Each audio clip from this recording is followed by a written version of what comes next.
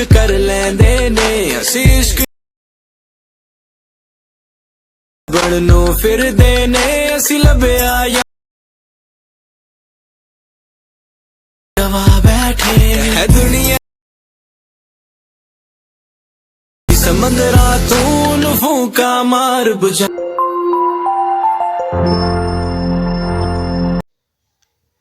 السلام علیکم ورحمت الله وبرکاتو. په دې هیله چې ټول راته روغ او جوړ یو ځل بیا د پاینسټیپ چینل لپاره تر غواړم چې یو نوی او په زړه پورې ویډیو درته هر څه نه مخکې زما یوټیوب چینل درسره سبسکریب کړئ، ترڅنګ بیل نوټیفیکیشن هم ووایئ او ویډیو درسره لایک هم کړئ ترڅو نور ملګرو او دوستانو ته هم ورسیږي.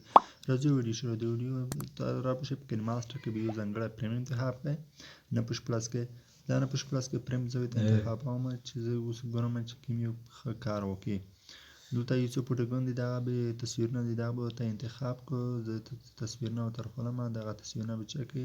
تاسو هم ورته سلیکټ کړئ. داسې به د ماسټر په ځانګړي تصویرونه به تاسو هم لرئ په ګیلري کې، دا به چک کړئ، دا به ورته لرئ هم، دا به ورته راوړئ. زه دغه د تصویرونه څه د تصویرونه به داسې لږ لږ نږدې کړئ، داسې تر څو راوړلی شي. دغه به داسې نږدې کړئ،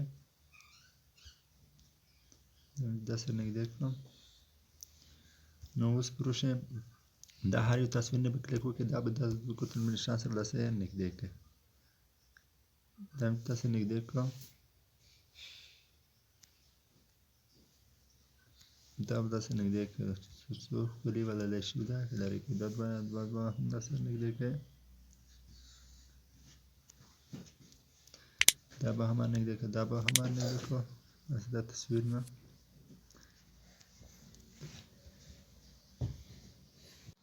نو راپسې دا تصویر به هم داسې لږ د دا ګوتې نشان سره به داسې څه کړئ، لږ به داسې نږدې کړئ.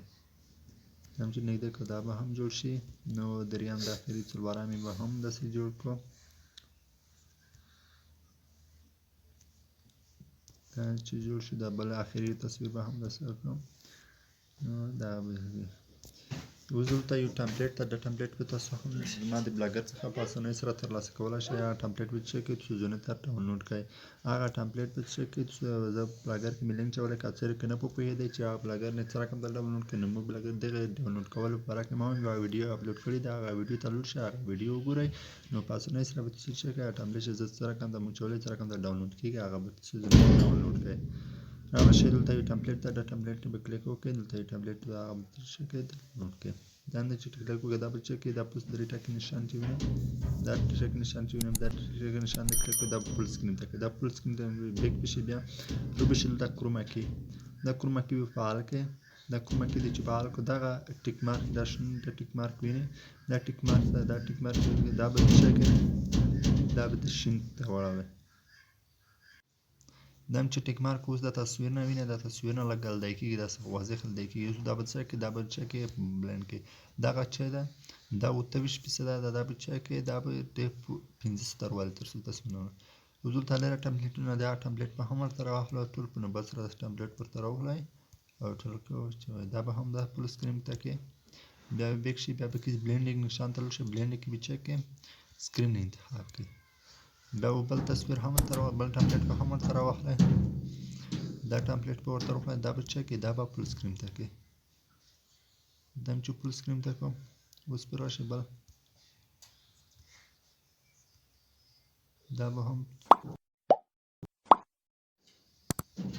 ټمپلیټ به هم ورته راچکئ، دا به هم دغه بلینډینګ نشان کې به چک کړئ، دا 4-5 ټمپلیټ به دا سکرین ته واړوئ. اوس د موږ څو ویډیو څه شوه، ساده شوه، جوړه شوه. نو اوس یې زه غږومه، وینئ دا ویډیو څه شوه، ساده شوه، جوړه شوه. نو ملګرو تاسو هم کولی شئ دا رقم که چېرې که غواړئ چې یو څه سره باندې کړئ، دلته یو ټمپلیټ کې یو څه ده یو ګڼه ده، هغه ټمپلیټ زه ورته راښکلم او زه چې کوم په ګڼه ومه.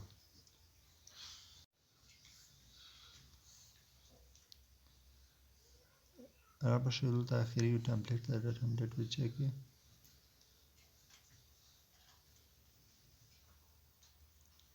دا ټمپلیټ به ورته راواخلئ، ټمپلیټ پکې وځه.